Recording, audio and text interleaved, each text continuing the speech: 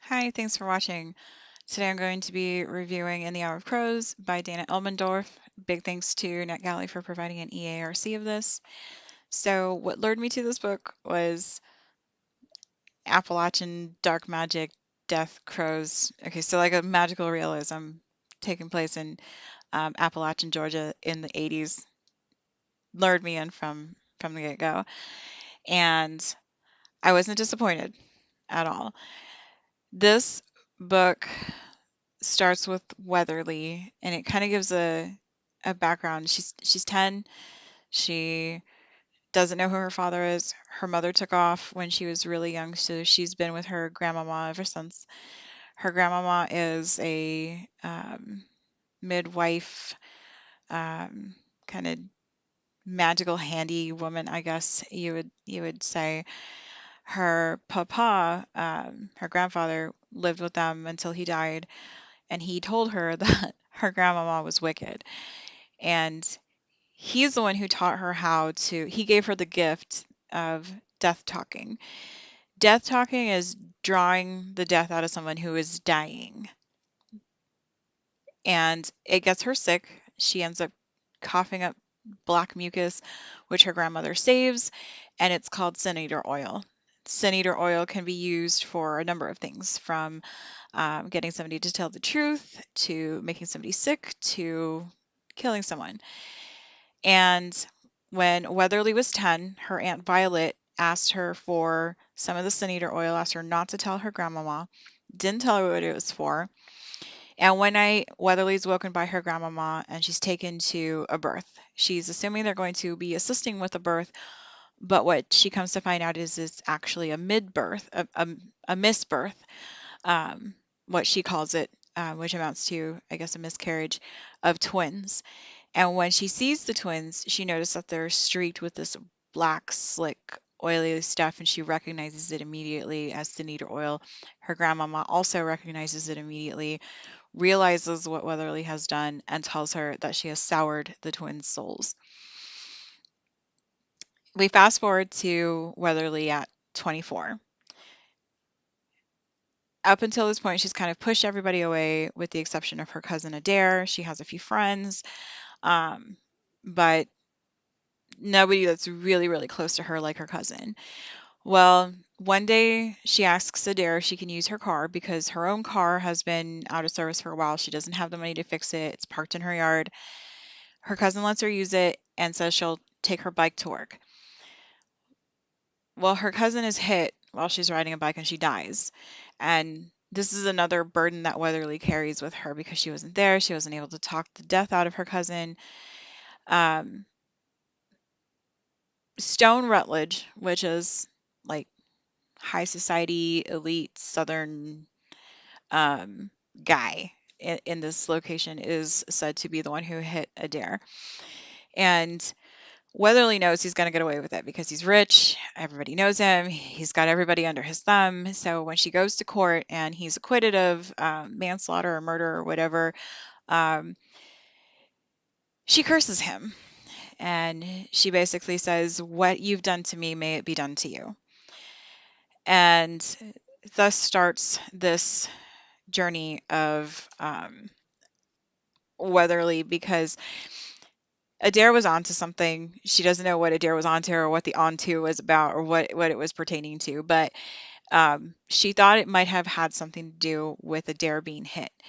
And so she kind of starts looking into this. Adair had the ability to scry, but she didn't scry in like mirrors or crystal balls. She scryed in a frying pan, which I really thought was cute. And she saw something, but she couldn't see past the Saturday that was coming up from the time that she was scrying. And we come to find out that the reason she couldn't see past Saturday was because she was going to die on Saturday. It was a really interesting book. It was dark, it was brooding, and it the darkness and the broodiness and the witchiness was on level with Practical Magic, not the movie. I adore Practical Magic, the movie, um, but the book is completely different. It is darker. It's darker. But I love them. I love them both. I love the movie and the book. And this one was dark. But I have to say, at the beginning of the book, there was something that really it was familiar to me, and it really sucked me in. And I think that it has something to do with how much I loved this. Weatherly mentioned that being Appalachian, that all of the signs really portended death. And I kind of chuckled at that because my mom is Mexican American. She used to tell me all kinds of stories about the superstitions that her family had, and that Mexicans have in general in some parts, I guess the part that her family comes from. And, just reading that, every sign portends death, with the kind of like a roll of the eyes kind of tone in the book. It made it familiar to me. And like, I believe that, a lot of cultures probably have this. She was like, well, if a bird lands on your porch, somebody's going to die. If you drop a spoon, somebody's going to die.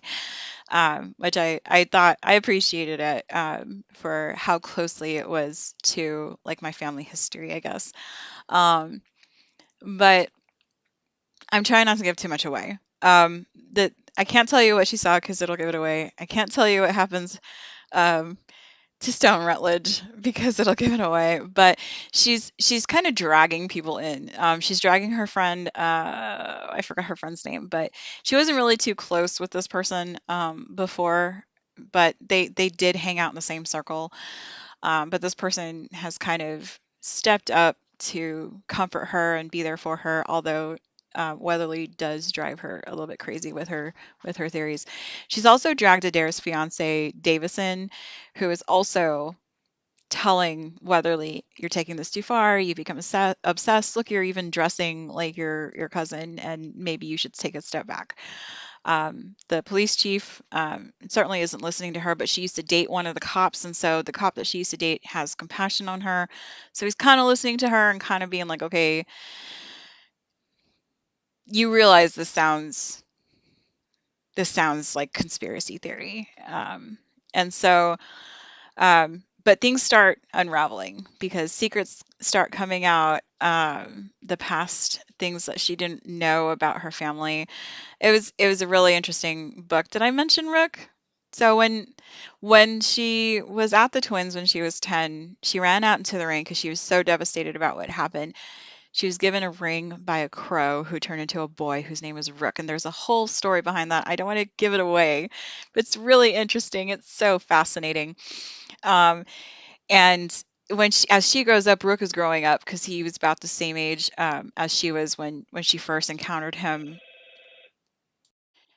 And so we get to see like this friendship develop over time. And again, I try not to give too much away, so I'm not gonna tell you where that goes.